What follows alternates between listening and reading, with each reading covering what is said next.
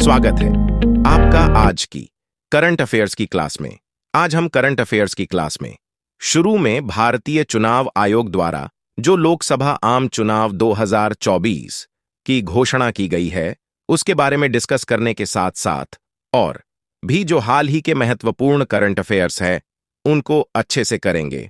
उम्मीद है आप लोगों को हमारी वीडियो से काफी जानकारी मिलेगी, तो आप इस वीडियो को शुरू से लेकर अंत तक देखें ताकि कोई भी करंट अफेयर रह ना जाए, क्योंकि जो भी करंट अफेयर्स करवाए जाते हैं वो लेटेस्ट होते हैं और उनमें से प्रश्न अक्सर एग्जाम में पूछ लिया जाता है।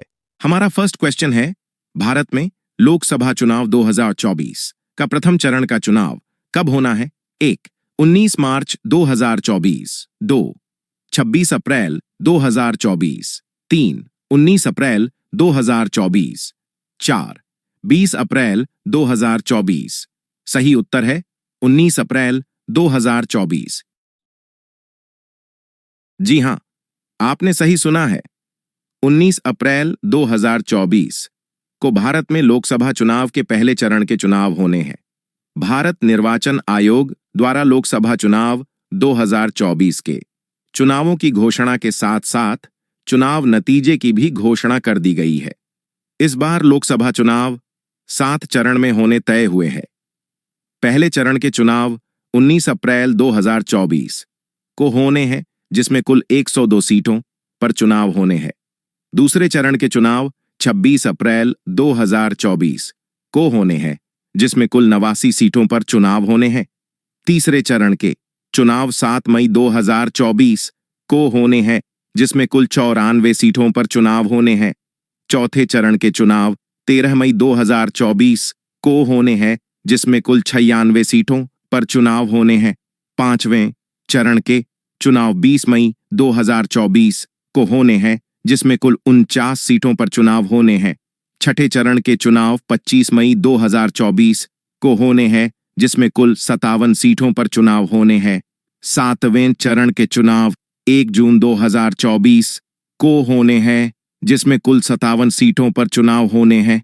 इसके साथ साथ ही सातवें चरण के चुनाव के 3 दिन बाद ही 4 जून 2024 को लोकसभा आम चुनाव के नतीजे आने की घोषणा भी कर दी गई है।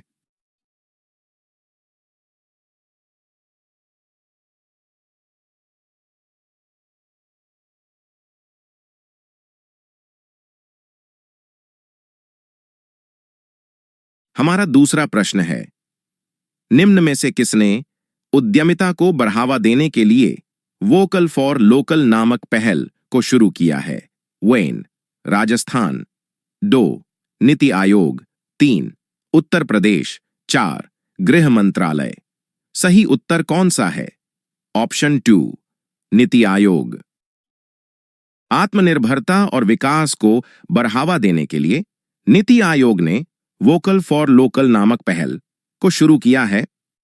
इस पहल का उद्देश्य स्थानीय अर्थव्यवस्था को बढ़ावा देना और जमीनी स्तर की उद्यमिता को बढ़ावा देना है।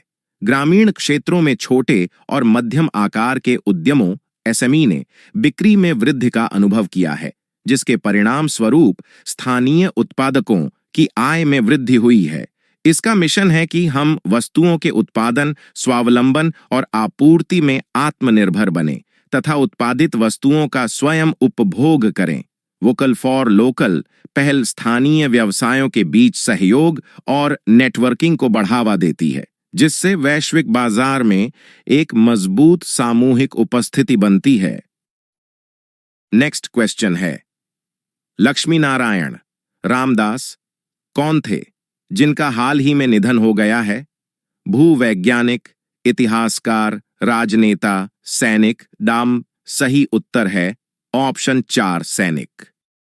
एडमिरल लक्ष्मी नारायण रामदास 1 दिसंबर 1990 से 30 सितंबर 1993 तक भारत के नौसेना अध्यक्ष रहे, जिनका निधन हो गया है। 90 वर्ष की आयु में इनका निधन हुआ है।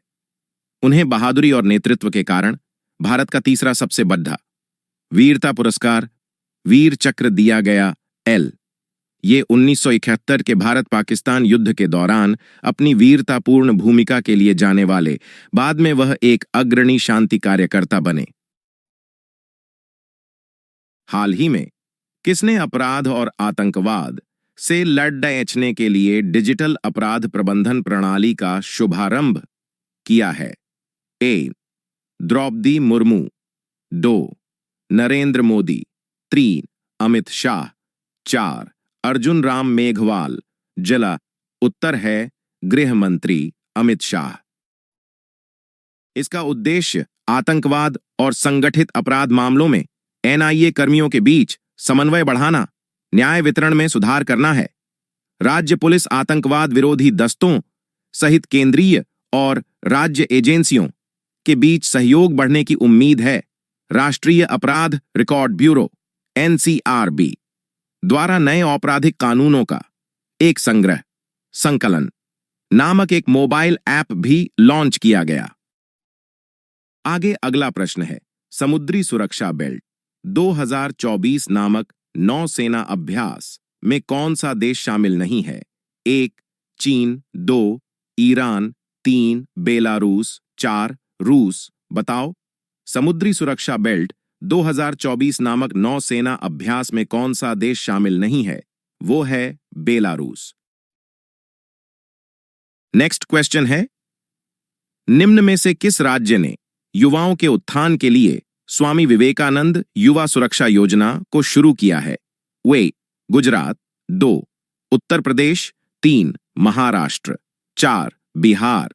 बताओ, इनमें से किस राज्य ने युवाओं के उत्थान के लिए स्वामी विवेकानंद युवा सुरक्षा योजना को शुरू किया है? सही उत्तर है महाराष्ट्र। महाराष्ट्र द्वारा अपने युवाओं के स्वास्थ्य और कल्याण के लिए सुरक्षा की दृष्टि से इसकी शुरुआत की है।